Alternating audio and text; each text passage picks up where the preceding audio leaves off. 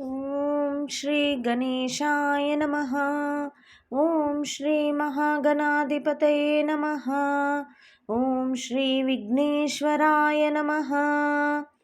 सदाचार, शौचाचार, स्नान, भस्म धारण, संध्या वंदन, प्रणव जप, गायत्री जप, दान, न्यायतः धनोपार्जन तथा अग्निहोत्र आदि की विधि एवं महिमा का वर्णन। ऋषियों ने कहा, सूत जी, अब आप शीघ्र ही हमें वह सदाचार सुनाइए जिससे विद्वान पुरुष पुण्य लोकों पर विजय पाता है। स्वर्ग प्रदान करने वाले धर्ममय आचार तथा नरक का कष्ट देने वाले अधर्ममय आचारों का भी वर्णन कीजिए। सूत जी बोले, सदाचार का पालन करने वाला विद्वान ब्राह्मण ही वास्तव में ब्राह्मण नाम धारण करने का अधिकारी है। जो केवल वेदोक्त आचार का पालन करने वाला एवं वेद का अभ्यासी है, उस ब्राह्मण की विप्र संज्ञा होती है। सदाचार, वेदाचार तथा विद्या, इनमें से एक एक गुण से ही युक्त होने पर उसे द्विज कहते हैं। जिसमें स्वल्प मात्रा में ही आचार का पालन देखा जाता है, जिसने वेदाध्ययन भी बहुत कम किया है तथा जो राजा का सेवक, पुरोहित, मंत्री आदि है, उसे क्षत्रिय ब्राह्मण कहते हैं। जो ब्राह्मण कृषि तथा वाणिज्य कर्म करने वाला है और कुछ कुछ ब्राह्मणोचित आचार का भी पालन करता है, वह वैश्य ब्राह्मण है। तथा जो स्वयं ही खेत जोता है, हल चलाता है, उसे शूद्र ब्राह्मण कहा गया है। जो दूसरों के दोष देखने वाला और परद्रोही है, उसे चांडाल द्विज कहते हैं। इसी तरह क्षत्रियों में भी जो पृथ्वी का पालन करता है, वह राजा है। दूसरे लोग राजत्वहीन क्षत्रिय माने गए हैं। वैश्यों में भी जो धान्य आदि वस्तुओं का क्रय विक्रय करता है, वह वैश्य कहलाता है। दूसरों को वणिक कहते हैं। जो ब्राह्मणों, क्षत्रियों तथा वैश्यों की सेवा में लगा रहता है, वही वास्तव में शूद्र कहलाता है। जो शूद्र हल जोतने का काम करता है, उसे वृषल समझना चाहिए। सेवा, शिल्प और कर्षण से भिन्न वृत्ति का आश्रय लेने वाले शूद्र दस्यु कहलाते हैं। इन सभी वर्णों के मनुष्यों को चाहिए कि वे ब्रह्म मुहूर्त में उठकर पूर्वाभिमुख हो सबसे पहले देवताओं का, फिर धर्म का, अर्थ का, उसकी प्राप्ति के लिए उठाए जाने वाले क्लेशों का तथा आय और व्यय का भी चिंतन करें। रात के पिछले पहर को उषः काल जानना चाहिए। उस अंतिम पहर का जो आधा या मध्य भाग है, उसे संधि कहते हैं। उस संधि काल में उठकर द्विज को मल मूत्र आदि का त्याग करना चाहिए। घर से दूर जाकर बाहर से अपने शरीर को ढके रखकर दिन में उत्तराभिमुख बैठकर मल मूत्र का त्याग करें। यदि उत्तराभिमुख बैठने में कोई रुकावट हो तो दूसरी दिशा की ओर मुख करके बैठे। जल, अग्नि, ब्राह्मण आदि तथा देवताओं का सामना बचाकर बैठे। मल त्याग करके उठने पर फिर उस मल को ना देखे। तदंतर जलाशय से बाहर निकाले हुए जल से ही गुदा की शुद्धि करे अथवा देवताओं, पितरों तथा ऋषियों के तीर्थों में उतरे बिना ही प्राप्त हुए जल से शुद्धि करनी चाहिए। गुदा में 7, 5 या 3 बार मिट्टी लगाकर उसे धोकर शुद्ध करे। लिंग में ककोड़े के फल के बराबर मिट्टी लेकर लगाए और उसे धो दे। परंतु गुदा में लगाने के लिए 1 पसर मिट्टी की आवश्यकता होती है। लिंग और गुदा की शुद्धि के पश्चात उठकर अन्यत्र जाए और हाथ पैरों की शुद्धि करके 8 बार कुल्ला करे। जिस किसी वृक्ष के पत्ते से अथवा उसके पतले काष्ठ से जल के बाहर दतुअन करना चाहिए, उस समय तर्जनी अंगुली का उपयोग न करे। यह दंत शुद्धि का विधान बताया गया है। तदंतर जल संबंधी देवताओं को नमस्कार करके मंत्र पाठ करते हुए जलाशय में स्नान करें। यदि कंटक तक या कमर तक पानी में खड़े होने की शक्ति ना हो तो घुटने तक जल में खड़ा हो अपने ऊपर जल छिड़ककर मंत्रोच्चारण पूर्वक स्नान कार्य संपन्न करे। विद्वान पुरुष को चाहिए कि वहाँ तीर्थ जल से देवता आदि का स्नानांग तर्पण भी करे। इसके बाद धौत वस्त्र लेकर 5 कच्छ करके उसे धारण करे। साथ ही कोई उत्तरीय भी धारण कर ले, क्योंकि संध्या वंदन आदि सभी कर्मों में उसकी आवश्यकता होती है। नदी आदि तीर्थों में स्नान करने पर स्नान संबंधी उतारे हुए वस्त्र को वहां ना धोए। स्नान के पश्चात विद्वान पुरुष भीगे हुए उस वस्त्रों को बावड़ी में, कुएं के पास अथवा घर आदि में ले जाए और वहां पत्थर पर, लकड़ी आदि पर जल में या स्थल में अच्छी तरह धोकर उस वस्त्र को निचोड़े। द्विजो वस्त्रों को निचोड़ने से जो जल गिरता है वह एक श्रेणी के पितरों की तृप्ति के लिए होता है। इसके बाद जाबाली उपनिषद में बताए गए अग्नि रीति मंत्र से भस्म लेकर उसके द्वारा त्रिपुंड लगाए। इस विधि का पालन ना किया जाए, इसके पूर्व ही यदि जल में भस्म गिर जाए तो गिराने वाला नरक में जाता है। आपोहिष्टाः इत्यादि मंत्र से पाप शांति के लिए सिर पर जल छिड़के तथा यस्याश्रयाया इस मंत्र को पढ़कर पैर पर जल छिड़के। इसे संधि प्रोक्षण कहते हैं। आपोहिष्टाः इत्यादि मंत्र में 3 ऋचाएँ हैं और प्रत्येक ऋचाए में गायत्री छंद के 3-3 चरण हैं। इनमें से प्रथम ऋचा के 3 चरणों का पाठ करते हुए क्रमशः पैर, मस्तक और हृदय में जल छिड़के।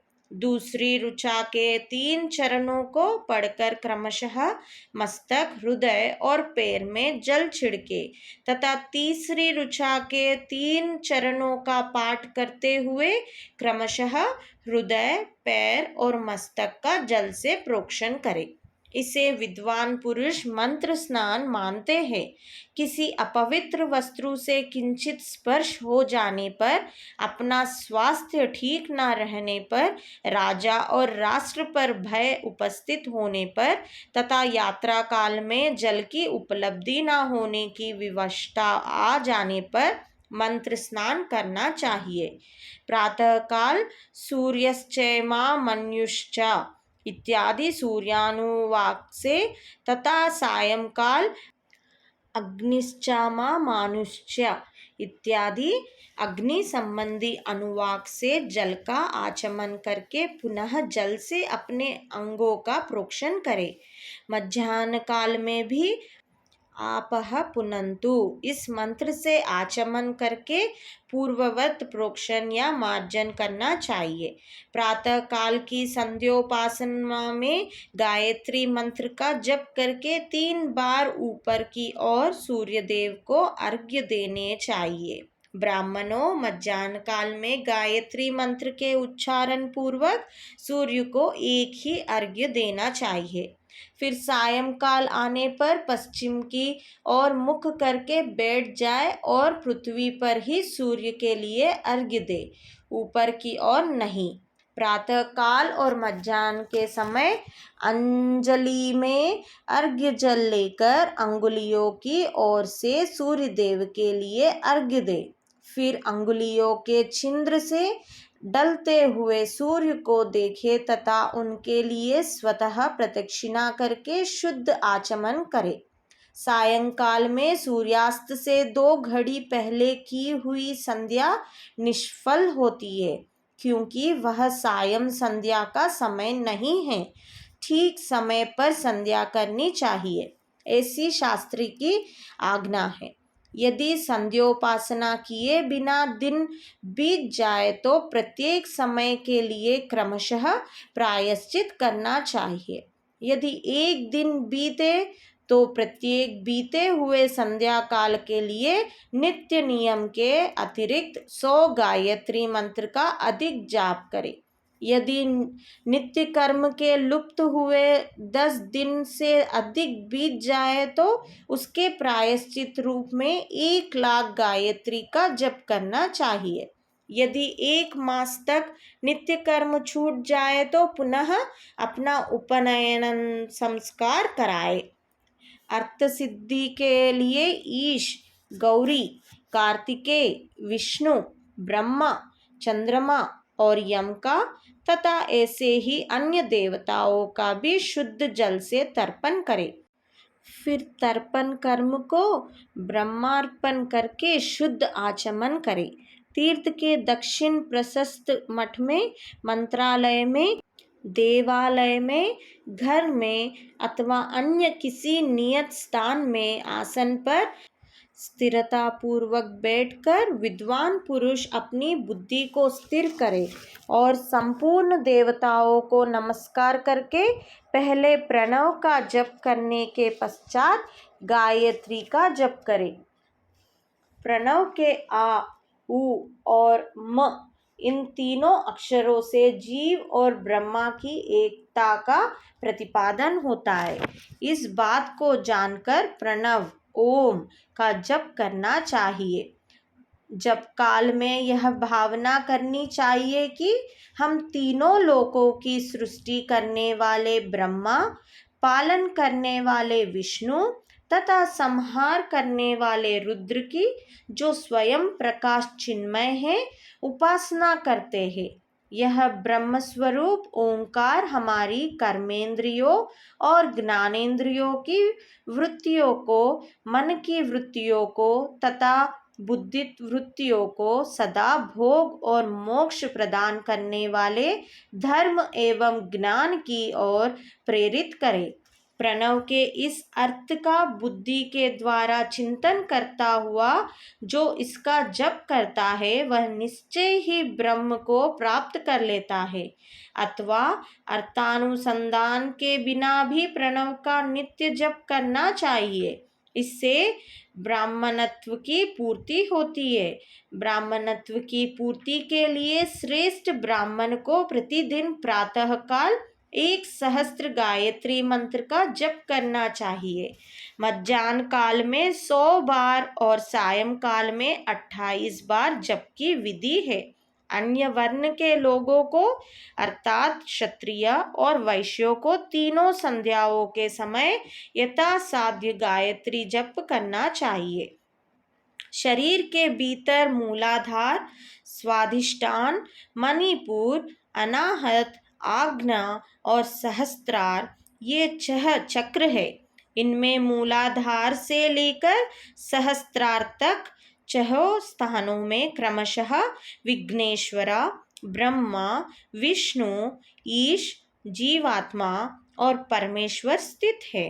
इन सब में ब्रह्म बुद्धि करके इनकी एकता का निश्चय करे और वह ब्रह्म में हूँ ऐसी भावना पूर्वक प्रत्येक श्वास के साथ सोहम का जप करे। उन्हीं विघ्नेश्वर आदि की ब्रह्मरंध्र आदि में तथा इस शरीर से बाहर भी भावना करे। प्रकृति के विकारभूत महत्त्व से लेकर पंचभूत पर्यंत तत्वों से बना हुआ जो शरीर है, ऐसे सहस्त्रों शरीर का एक एक अजपा गायत्री के जप से एक एक के क्रम से अतिक्रमण करके जीव को धीरे धीरे परमात्मा से संयुक्त करे। यह जप का तत्व बताया गया है। 100 अथवा 28 मंत्रों के जप से उतने ही शरीरों का अतिक्रमण होता है। इस प्रकार जो मंत्रों का जप है, इसी को आदि क्रम से वास्तविक जप जानना चाहिए। सहस्त्र बार किया हुआ जप ब्रह्मलोक प्रदान करने वाला होता है, ऐसा जानना चाहिए। 100 बार किया हुआ जप इंद्र पद की प्राप्ति कराने वाला माना गया है। ब्रह्मनेतर पुरुष आत्मरक्षा के लिए जो स्वल्प मात्रा में जप करता है, वह ब्राह्मण के कुल में जन्म लेता है। प्रतिदिन सूर्योपासना करके उपयुक्त रूप से जप का अनुष्ठान करना चाहिए। 12 लाख गायत्री का जप करने वाला पुरुष पूर्ण रूप से ब्राह्मण कहा गया है। जिस ब्राह्मण ने 1 लाख गायत्री का भी जप ना किया हो, उसे वैदिक कार्य में ना लगाए। 70 वर्ष की अवस्था तक नियम पालन पूर्वक कार्य करे। इसके बाद गृह त्याग कर संन्यास ले ले। परिव्राजक या सन्यासी पुरुष नित्य प्रातः काल 12,000 प्रणव का जप करे। यदि एक दिन इस नियम का उल्लंघन हो जाए तो दूसरे दिन उसके बदले में उतना मंत्र और अधिक जपना चाहिए और सदा इस प्रकार जप को चलाने का प्रयत्न करना चाहिए। यदि क्रमशः 1 मास आदि का उल्लंघन हो गया तो 1.5 लाख जप करके उसका प्रायश्चित करना चाहिए। इससे अधिक समय तक नियम का उल्लंघन हो जाए तो पुनः नए सिरे से गुरु से नियम ग्रहण करें।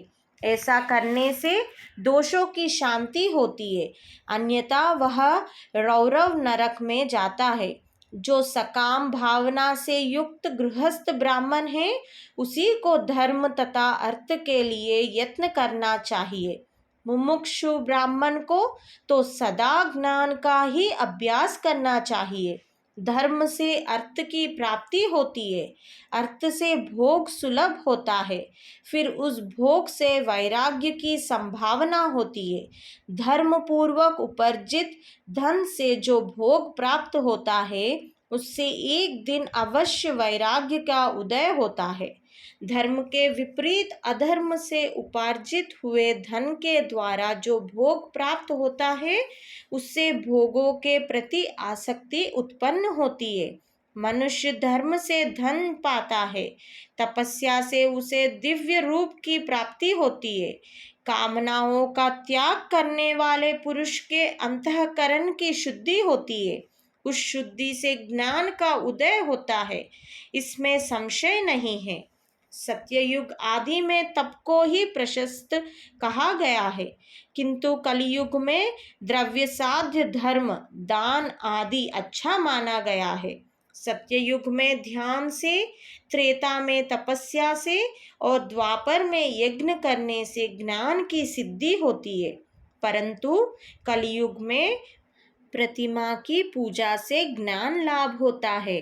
अधर्म हिंसा दुख रूप है और धर्म सुख रूप है। अधर्म से मनुष्य दुख पाता है और धर्म से वह सुख एवं अभ्युदय का भागी होता है।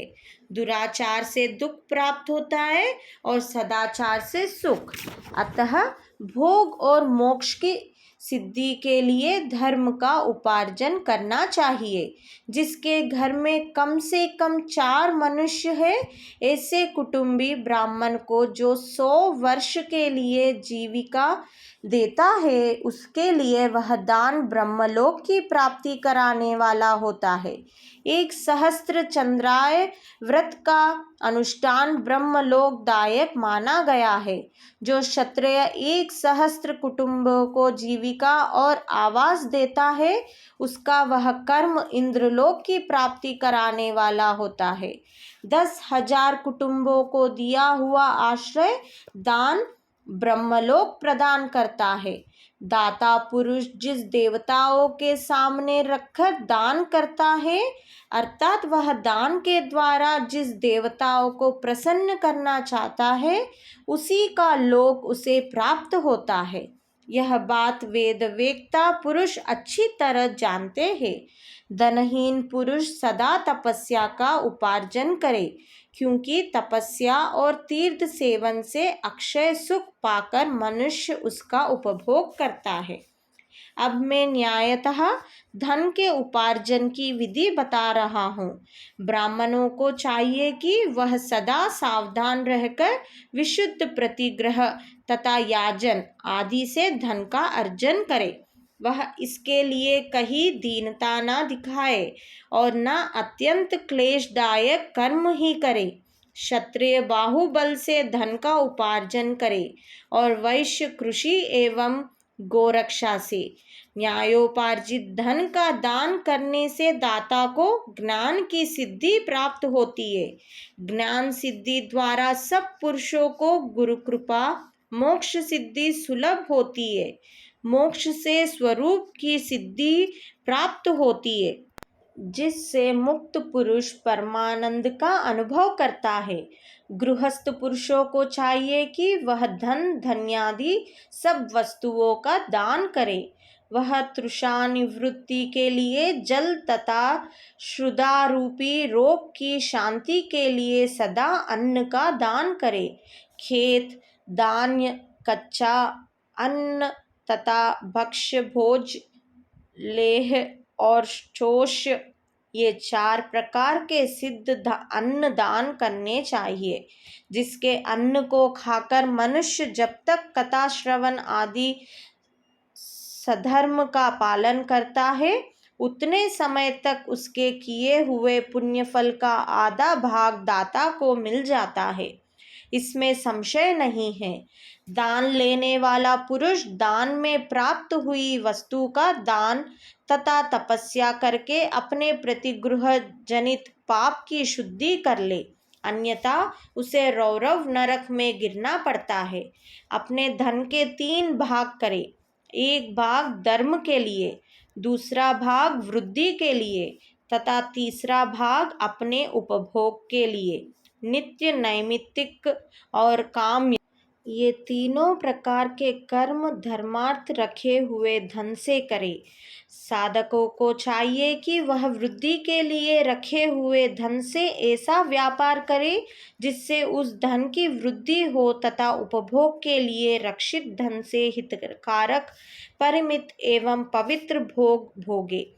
खेती से पैदा किए हुए धन का 10वां अंश दान कर दे, इससे पाप की शुद्धि होती है।